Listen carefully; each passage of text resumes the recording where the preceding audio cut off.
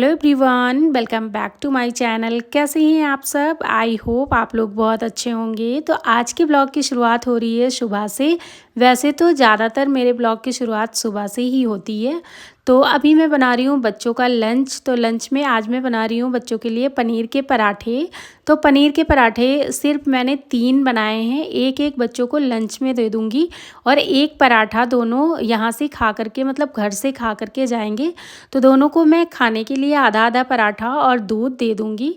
फिर बच्चे चले जाएंगे स्कूल। और 3 पराठे बनाने का रीज़न ये है कि आज मुझे तुरंत खाना बनाना है, मतलब तो नाश्ता कोई करेगा नहीं, तो खाना ही डायरेक्ट खाएंगे, इसलिए मुझे अभी तुरंत खाना बनाना है। तो बच्चों को स्कूल भेजने के बाद फिर मैं बनाऊंगी खाना। और यहाँ पर देखिए पराठे कितने अच्छे फूले फूले से बने हुए हैं, क्योंकि पराठों के लिए जब हम आटे को ना थोड़ा सा सॉफ्ट गूंथते हैं तो पराठे बहुत अच्छे बनते हैं, वो फटते नहीं हैं। अगर थोड़ा सा हार्ड आटा होता है तो पराठे फटते हैं। और पनीर में मैंने मिर्च वगैरह नहीं डाली है, ये सिंपल से पराठे हैं, मतलब बच्चे हरी मिर्च तो बिल्कुल नहीं खाते हैं। पराठे बन करके रेडी हो गए हैं। फिर इनको मैंने ऐसे 4 पीसेस में कट कर दिया। और देखिए पराठे की स्टफिंग बहुत अच्छे से भरी है, तो पराठे थोड़े से मोटे भी थे। और एक पराठा मैं इसीलिए देती हूँ, अगर मैं ज़्यादा दे दूँ तो फिर वापस आ जाता है। बच्चों के लिए लंच हो गया है पैक, और अब मैं इसको इनके बैग में दोनों के रख दूँगी।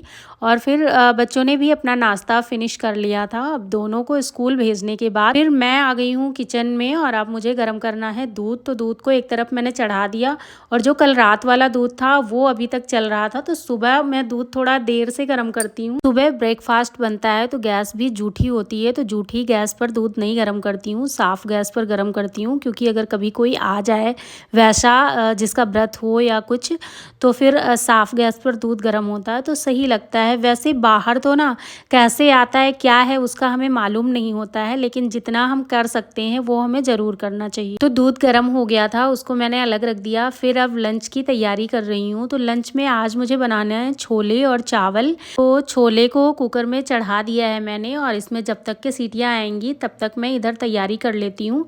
तो प्याज, टमाटर, अदरक और हरी मिर्च सारी चीज़ों को कट कर लिया था, लहसुन। तो इसमें मैंने प्याज डाल दिया है, हरी मिर्च डाल दिया, अदरक और लहसुन ऐड कर दिया है। उसके बाद अब इसका एक पेस्ट बना लूँगी। और यहाँ पर एक कांड हो गया है मुझसे, मैं अभी आप लोगों को दिखाऊंगी। तो पूरा मतलब दोबारा वाली मेहनत मुझे पड़ी है अच्छी खासी। तो दोबारा से मैंने पूरा किचन क्लीन किया है। तो यहाँ पर मिक्सर में डाल करके सारी चीज़ों का मैंने पेस्ट बना लिया है। और अब बारी आती है इसको छौंकने की। तो इसमें मैंने तेल डाल दिया कढ़ाई में, और फिर ये गरम मसाले हैं, इसमें बड़ी इलायची, काली मिर्च और लौंग और तेज़ पत्ता मेरे पास था नहीं, और ये जो टूटे फूटे लास्ट में पड़े थे यही मैंने डाल दिया है। फिर डाली है 1 चम्मच भर के हींग, क्योंकि हींग बच्चों के लिए बहुत ज़रूरी होती है। तो हींग डालिए, और फिर जीरा अच्छे से चटक गया है। उसके बाद ये वाला पेस्ट मैंने डाल दिया है जो बनाया था। तो पेस्ट डालने के बाद अभी मैं आपको दिखाती हूँ कि मैंने करा क्या था।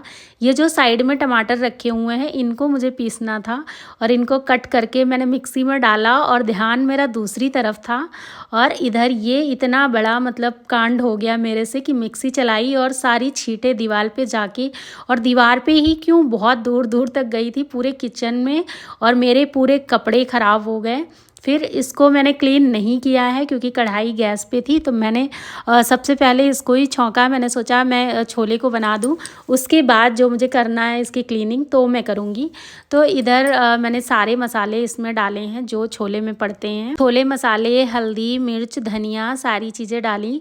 और फिर ये टमाटर का पेस्ट, तो टमाटर का पेस्ट जो मैंने पहले बनाया था वो तो सारा उड़ गया, और दोबारा मुझे बनाना पड़ा, तो दोबारा ये पेस्ट बनाया है। और इधर छोले भी अभी तक मैंने देखे नहीं थे कि पके हैं नहीं पके हैं, तो ये भी अच्छे से पक गए थे।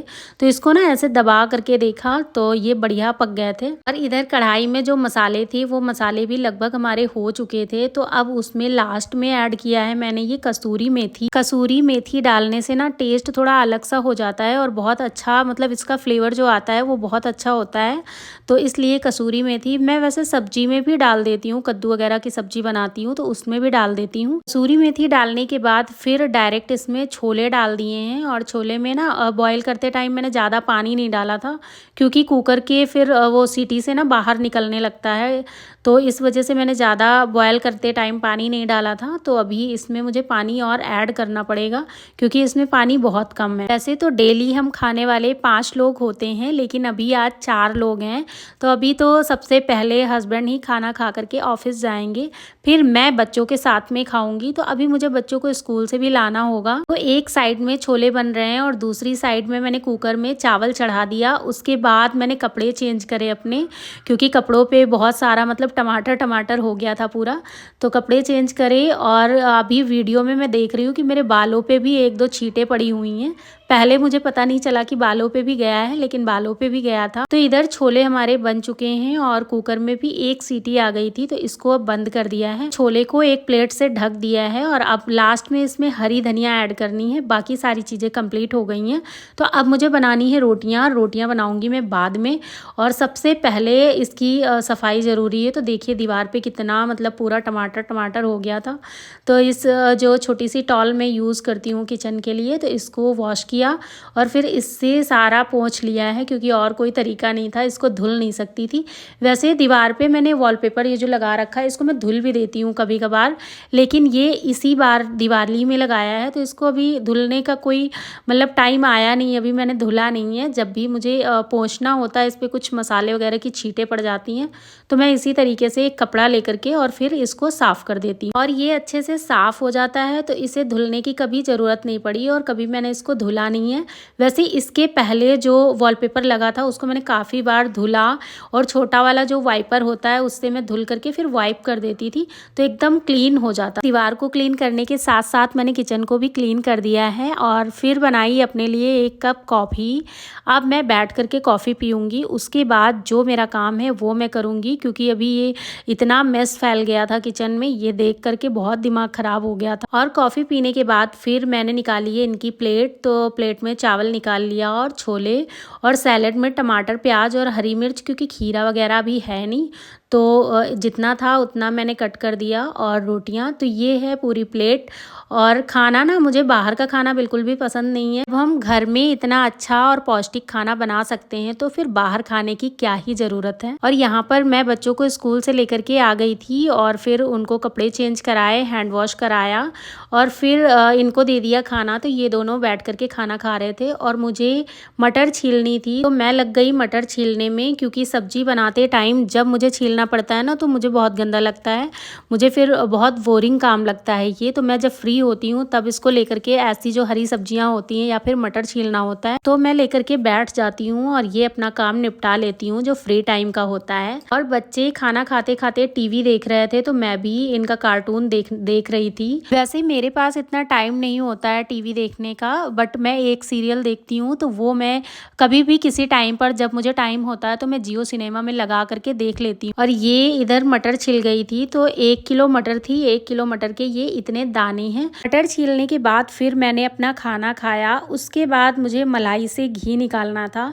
तो मलाई को 1 रात पहले ही मैंने निकाल करके, मतलब मलाई का जो बर्तन है ये मैंने 1 रात पहले ही निकाल करके रख दिया था बाहर, फ्रिज में रखा होता है। तो ये फिर मलाई ना बहुत टाइट होती है, और मेरे पास कुछ वैसी चीज़ है नहीं जिससे मैं मलाई को घुमा सकूँ, मतलब हैंड ब्लेंडर वगैरह। तो मैं विस्कर या चमचे का यूज़ करके घी बनाती हूँ। और यहाँ पर निकाल करके मैंने पहले ही रख दिया था ना, तो ये थोड़ा सा सॉफ्ट हो गया था। फिर इसको ऐसे इस तरीके से करके और मिक्स कर लिया, मतलब थोड़ा सा सॉफ्ट कर लिया। उसके बाद ये विस्कर से अब मैं करूँगी, और बहुत इजीली निकल आता है, ज़्यादा मेहनत नहीं लगती है, लेकिन हाँ थोड़ा सा टाइम तो लगता है। हैंड ब्लेंडर की अपेक्षा इसमें बहुत ज़्यादा टाइम लगता है, लेकिन 5 या 10 मिनट में मक्खन निकल आता है, तो मैं इसी से कर लेती हूँ। ये भगोना यहाँ पर ना थोड़ा सा फिसल रहा था, तो इसके नीचे मैंने एक कपड़ा लगा लिया, अब ये नहीं फिसलेगा। और यहाँ पर मैं विस्कर की हेल्प से मक्खन निकालूंगी। तो इसमें अब मैंने आधा कप पानी डाल दिया है, क्योंकि ये सॉफ्ट हो गया था, और पानी डाल करके इसको ऐसे घुमाते रहेंगे तो मक्खन बहुत जल्दी निकल आएगा। इतना मक्खन निकला है और कैसे मक्खन निकला है ये मैं आप लोगों को नेक्स्ट वीडियो में दिखाऊंगी, क्योंकि फिर वीडियो बहुत बड़ी हो जाएगी। अगर आपको ये वीडियो अच्छी लगी हो तो प्लीज़ वीडियो को एक लाइक और चैनल को सब्सक्राइब कर लीजिएगा। तो चलिए इस वीडियो को यहीं पर समाप्त करते हैं और मिलते हैं एक नई वीडियो में। तब तक के लिए बाय बाय।